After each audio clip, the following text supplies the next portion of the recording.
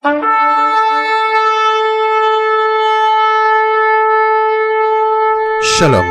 et bienvenue pour cette nouvelle vidéo. Aujourd'hui, une nouvelle vidéo qui s'intitule Paul de Tarse a altéré la parole de Dieu, partie 3. Dans cette vidéo, je vais vous montrer que Paul a altéré une fois de plus la parole de Dieu et il a complètement falsifié la parole de Dieu. Je vais vous montrer tout cela à partir de deux passages qui prouvera une fois de plus que Paul était un menteur, qu'il a complètement modifié la parole de Dieu pour justifier sa doctrine sur la foi seule, et qu'il a induit énormément de personnes dans l'erreur, malheureusement. Sans plus attendre, je vous laisse découvrir tout cela. J'espère que cette vidéo vous plaira, et j'espère que vous verrez la vérité sur cet homme qui est Paul de Tarse une fois de plus.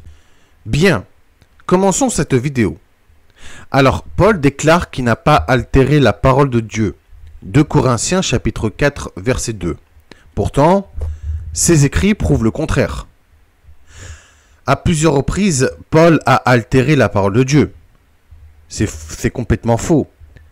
Dans les précédentes vidéos que j'ai faites, nous voyons Paul qu'il a plusieurs fois altéré et falsifié la parole de Dieu pour justifier sa doctrine sur la foi seule, sans les œuvres de la loi et les œuvres en général. Donc, voilà. Il a altéré la parole de Dieu pour justifier sa doctrine anarchique et absurde. Mais bon, là nous allons commencer dans un premier passage et vous allez voir qu'il y a réellement une falsification de la parole de Dieu. Alors, dans la loi de l'Éternel notre Dieu, il est écrit « Ce commandement que je te prescris aujourd'hui n'est certainement point au-dessus de tes forces et hors de ta portée. Il n'est pas dans le ciel pour que tu dises « Qui montera pour nous au ciel et nous l'ira chercher? Qui nous le fera entendre, afin que nous le mettions en pratique? Il n'est pas de l'autre côté de la mer pour que tu dises « Qui passera pour nous de l'autre côté de la mer et nous l'ira chercher? Qui nous le fera entendre, afin que nous le mettions en pratique ?» C'est une chose, au contraire, qui est tout près de toi, dans ta bouche et dans ton cœur, afin que tu la mettes en pratique. Deutéronome chapitre 30 versets 11 à 14. Donc, là, nous voyons clairement que les commandements de Dieu sont à notre portée, sont près de nous. À vrai dire, quand vous ouvrez la Bible, vous avez les commandements de l'Éternel. Donc, tout y est. Là, l'Éternel a voulu dire, il n'y a pas de justification pour dire non, je ne peux pas accomplir les commandements et les lois de l'Éternel parce que c'est trop loin, c'est hors de portée, c'est au-dessus de mes forces. Non. La loi de l'Éternel, sans les traditions d'hommes, n'est pas difficile à accomplir. Par exemple, prenons l'exemple des franges aux quatre coins du vêtement. L'Éternel nous a dit de se faire des franges aux quatre coins du vêtement et de rajouter un fil bleu. Vous prenez des fils blancs, un fil bleu, vous tressez vos franges aux quatre coins du vêtement et vous avez accompli le commandement facilement. Donc, vous voyez, là, beaucoup de chrétiens accusent les juifs de ne pas croire en Yeshua. Pourtant, comme Yeshua a dit, le salut vient des juifs. Et que, il faut dire le juste, si le peuple d'Israël n'aurait pas existé, les chrétiens n'auraient pas connu Yeshua et les commandements ne seront pas à leur portée. Parce que c'est grâce à Israël que l'Éternel a donné ses lois et que, ensuite, grâce à la venue de Yeshua, les chrétiens, les non-juifs, ont pu avoir accès aux commandements de la Torah, aux paroles des prophètes et donc à la parole de Yeshua. S'il n'y aura pas eu le peuple d'Israël, donc le peuple juif, Yeshua ne serait pas venu. Et comme Yeshua l'a dit, le salut vient des Juifs, ce n'est pas pour rien. Puisque, oui, le salut vient des Juifs, et en plus, Yeshua vient du peuple juif. Yeshua lui-même qui est le salut. Donc voilà, là, il n'y a plus de justification. Vous ouvrez votre Bible, vous avez tous les commandements de l'Éternel, notre Dieu, pour les mettre en pratique. C'est ce que l'Éternel a dit. Bien, maintenant regardons ce que Paul a écrit. Et vous allez voir, c'est complètement différent des paroles de l'Éternel que l'Éternel a transmis à Moïse. Il est écrit dans Romains chapitre 10, versets 5 à 9, « En effet, Moïse définit ainsi la justice qui vient de la loi. L'homme qui mettra ces choses en pratique vivra par elles. » Donc là, Paul avoue de lui-même que celui qui mettra en pratique les commandements et les lois de l'Éternel vivra. Donc, le juste vivra par les œuvres. Donc vous voyez. Mais voici comment parle la justice qui vient de la foi. Ne dis pas en ton cœur qui montera au ciel, c'est en faire descendre Christ, ou qui descendra dans l'abîme, c'est faire remonter Christ d'entre les morts. Que dit-elle donc?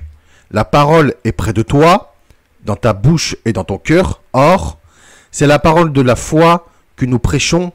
Si tu confesses de ta bouche le Seigneur Jésus, et si tu crois dans ton cœur que Dieu l'a ressuscité des morts, tu seras sauvé. Alors, oui, effectivement, il faut confesser de notre propre bouche le Seigneur Yeshua.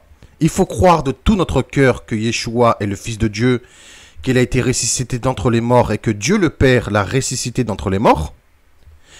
Mais aussi, il faut aussi accomplir les œuvres de Dieu, les œuvres de Yeshua et les œuvres des commandements et des lois de l'Éternel pour être sauvé.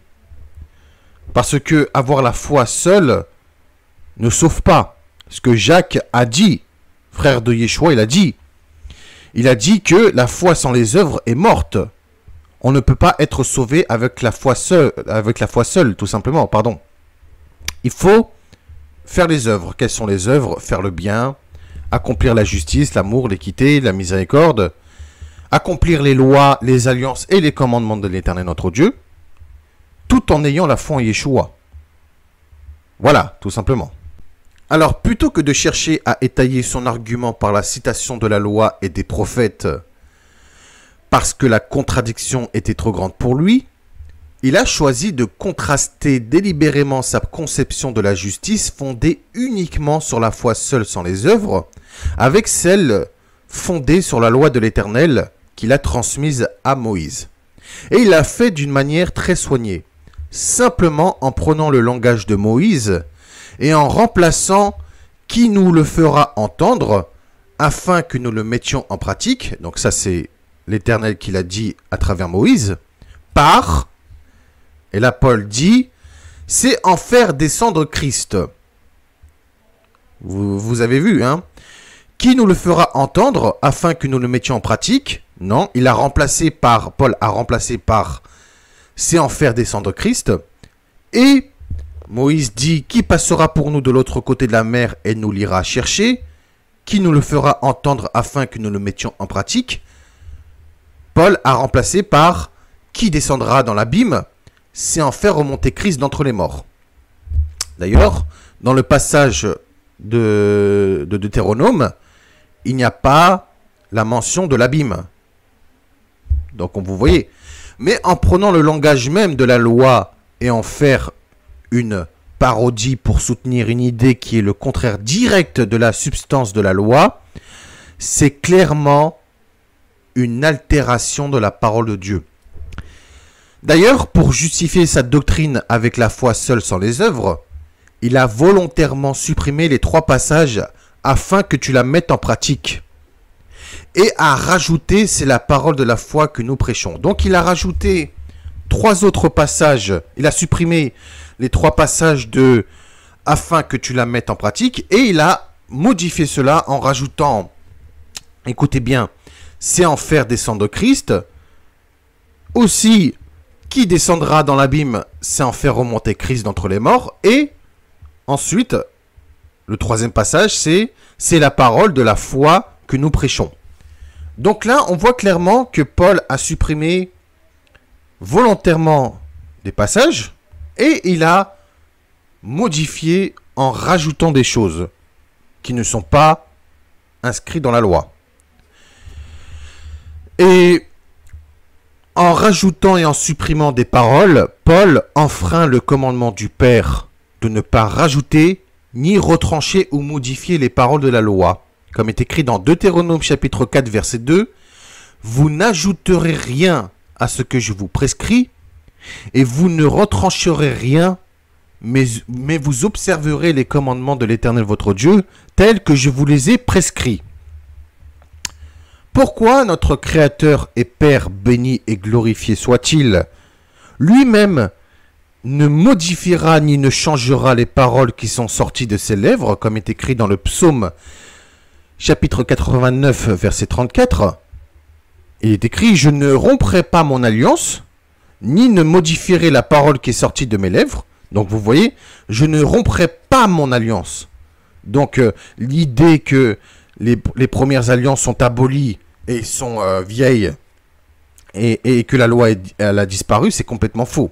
Puisque même l'Éternel a dit « Je ne romprai pas mon alliance, ni ne modifierai la parole qui est sortie de mes lèvres. » Si l'Éternel n'a pas modifié ni supprimé ces paroles, pourquoi Paul lui-même se l'est-il permis?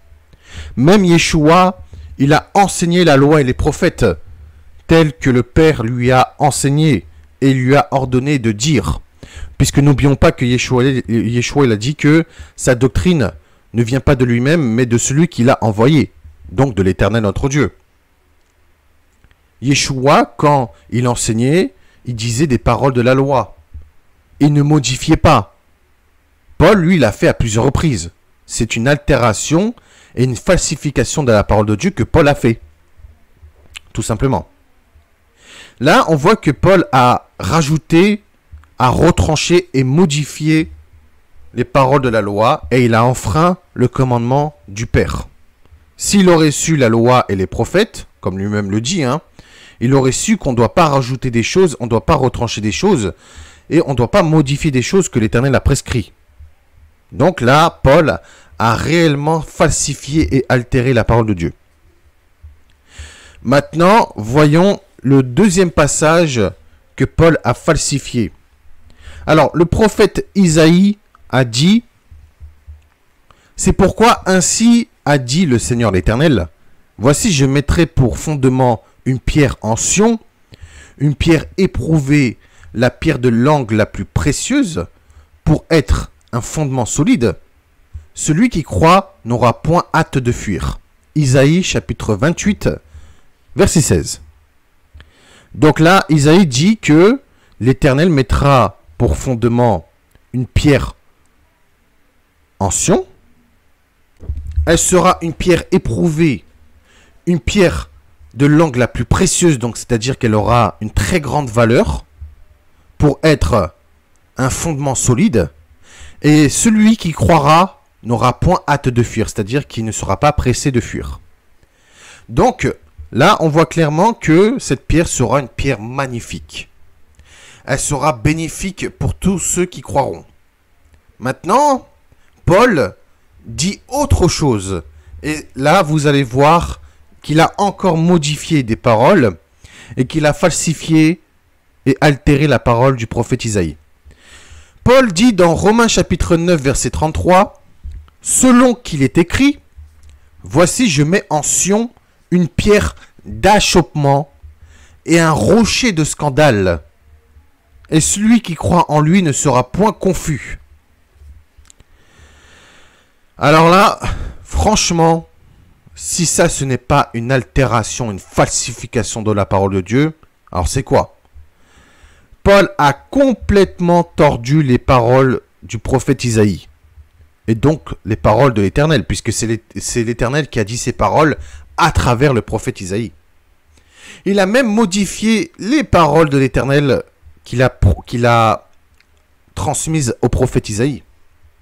Puisque l'Éternel dit à travers le prophète Isaïe que la pierre qui sera le fondement de Sion sera une pierre d'angle la plus précieuse, d'une très grande valeur, une pierre éprouvée pour être un fondement solide, donc bénéfique. Paul dit, selon ce qui est écrit, alors que Isaïe n'a pas employé les mêmes mots que lui, et Paul dit que cette pierre sera plutôt une pierre d'achoppement, un rocher de scandale. Mais il n'en est en aucun cas une pierre de scandale ou une pierre d'achoppement. Et que celui qui croit ne sera point confus. Là, encore une fois, Isaïe a dit que celui qui croit qui croira en cette pierre n'aura point hâte de fuir, ne sera pas pressé de fuir. Mais en aucun cas, il est question d'une confusion. Et encore moins d'une pierre de scandale. Au contraire, cette pierre sera la plus précieuse pour toutes les personnes qui croiront en cette pierre. Cette pierre sera bénéfique. Cette pierre donnera de la joie. Elle sera précieuse. Elle est magnifique, cette pierre. Mais cette pierre ne provoquera pas le scandale, ni la confusion. Elle ne sera pas un rocher de scandale ou d'achoppement ou je ne sais quoi, pour toutes les personnes qui croiront en cette pierre. C'est complètement stupide, excusez-moi. Là, on voit clairement que Paul a altéré la parole de Dieu. Pourquoi le prophète Isaïe a dit que la pierre sera une pierre précieuse, une pierre magnifique? Au contraire, elle procurera la paix. Alors que Paul a dit que cette pierre sera une pierre d'achoppement, un rocher de scandale. Et qu'elle apportera la confusion pour ceux qui ne croiront pas, mais celui qui croira ne sera pas confus. Or, il n'est pas question d'une confusion. Alors, pour ceux qui diront, ah bah voilà, il justifie le culte de la pierre, non, c'est une image. Hein. Cette pierre n'est rien d'autre que Yeshua lui-même. Bah oui, Actes chapitre 4 verset 11, Yeshua est la pierre rejetée par vous qui bâtissez et qui est devenue la principale de l'angle. Ou aussi dans 1 Pierre chapitre 2 verset 3 à 4, si vous avez goûté que le Seigneur est bon, approchez-vous de lui, pierre vivante, rejetée par les hommes, mais choisie et précieuse devant Dieu. Donc là, il n'est pas question d'une pierre, hein. Non, cette pierre sera Yeshua. C'est Yeshua qui est représenté comme une pierre précieuse. Un fondement solide. D'ailleurs, cette pierre sera en Sion. Et qui descendra à la montagne de Sion? Ce sera Yeshua. Donc Yeshua sera la pierre précieuse. D'ailleurs, il est écrit dans les psaumes, écoutez bien, puisse venir de Sion le salut d'Israël. Puisse venir de Sion le salut d'Israël. En hébreu, mi-iten, mitzion, Yeshuat Israël. Je répète, mi-iten, mitzion, Yeshuat Israël. Et là, c'est une prophétie puisque David a dit, puisse venir de Sion le salut d'Israël. Et Yeshua signifie le salut. Dieu sauve, Dieu le sauveur, mais aussi le salut, Yeshua. Et Yeshua, quand il descendra dans la montagne de Sion, il sera le salut pour Israël. D'ailleurs, il est toujours, hein, Yeshua à l'heure actuelle, et le sera pour l'éternité. Mais quand il descendra à la montagne de Sion, il sera le salut d'Israël pour l'éternité. Et on verra bien que ce sera Yeshua qui sera la pierre d'angle la plus précieuse, qui sera la pierre choisie pour Sion. Donc, puisse venir le salut d'Israël en Sion, c'est bien Yeshua. Donc là, c'est Yeshua qui est la pierre vivante, qui est la pierre choisie par l'Éternel, qui est une pierre précieuse. Paul a donc tordu volontairement les paroles d'Isaïe, donc les paroles de l'Éternel, pour justifier sa doctrine contre Israël et contre le peuple de Dieu. Il a menti volontairement pour conduire les gens vers sa doctrine mensongère plutôt que vers les enseignements de la vérité et de la vie éternelle que Dieu a donné à ses prophètes et à son Fils béni pour son peuple et pour l'humanité entière également. Donc là, on voit clairement que Paul a falsifié les paroles de l'Éternel. Et il a altéré les paroles de l'Éternel.